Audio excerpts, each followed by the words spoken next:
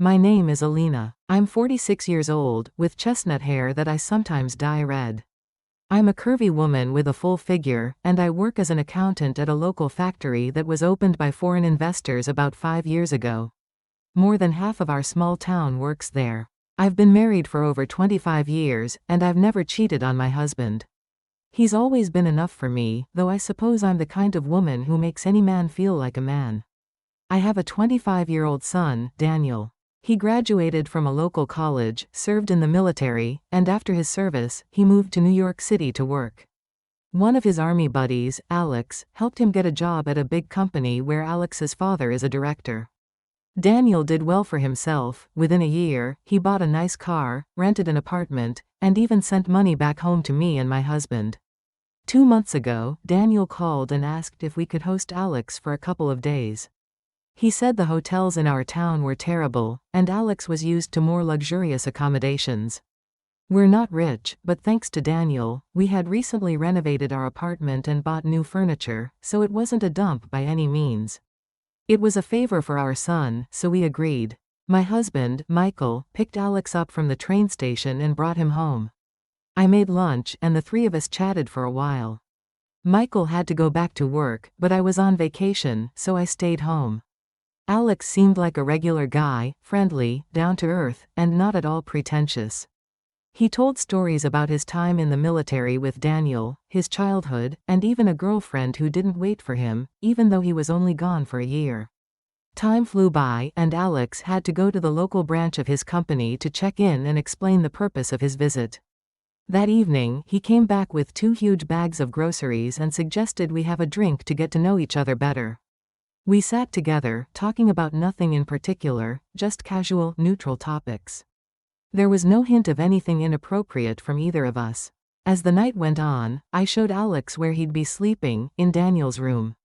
After the renovation, Daniel had only slept there once, as he rarely came home. Later that night, I woke up thirsty and went to the kitchen for some water. That's when I saw Alex.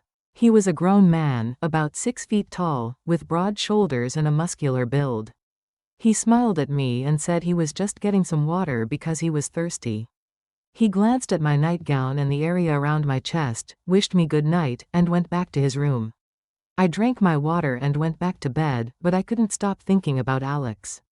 I didn't understand what was happening to me. Eventually, I fell asleep. The next morning, I felt my husband's touch, but for some reason, I thought of Alex. I got up, showered, and went to the kitchen in my robe.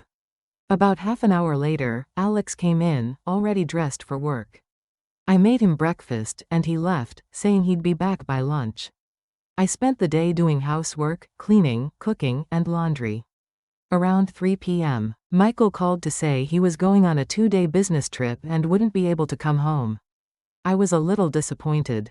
That evening, Alex came back, and we had dinner together. I don't know why, but I suggested we have some wine. He agreed, and over the course of the evening, we finished 3 bottles. I got pretty drunk, and even though our conversation stayed neutral, there was a strange tension in the air. When I got up to wash the dishes, he stopped me and did it himself. He even cleared the table. We had another glass of wine, and then he suggested we go to bed. I was unsteady on my feet, I hadn't drunk that much in a long time, and he helped me to my bedroom. It felt like he brushed against my chest a couple of times on purpose. When we got to the bedroom, we ended up standing face to face, and before I knew it, he kissed me. He pushed me onto the bed, and we started kissing passionately. I melted in his arms as he kissed my neck.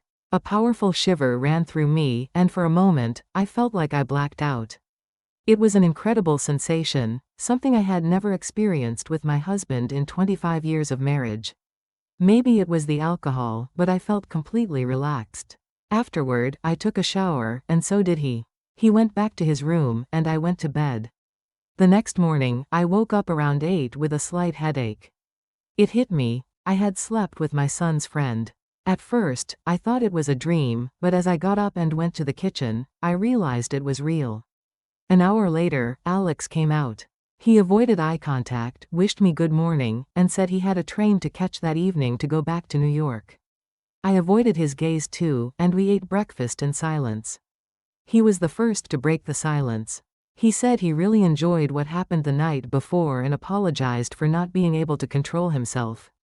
He admitted that older women were his weakness but promised he would never tell anyone, especially not Daniel. He said if I wanted, we could forget it ever happened, and there would be no hints or awkwardness. For some reason, that reassured me. Then, he did something that surprised me. He took my hand and led me back to the bedroom. No one had ever done that to me before, but I liked it. Afterward, he took a shower, kissed me goodbye, thanked me for my hospitality, and left. I spent the rest of the day thinking about what had happened. It was my first time cheating on my husband, and with a man young enough to be my son. But I comforted myself with the thought that I had enjoyed it and gained some experience. Maybe I could even try something new with my husband now. Leave your comments, like, share with friends, and subscribe to the channel.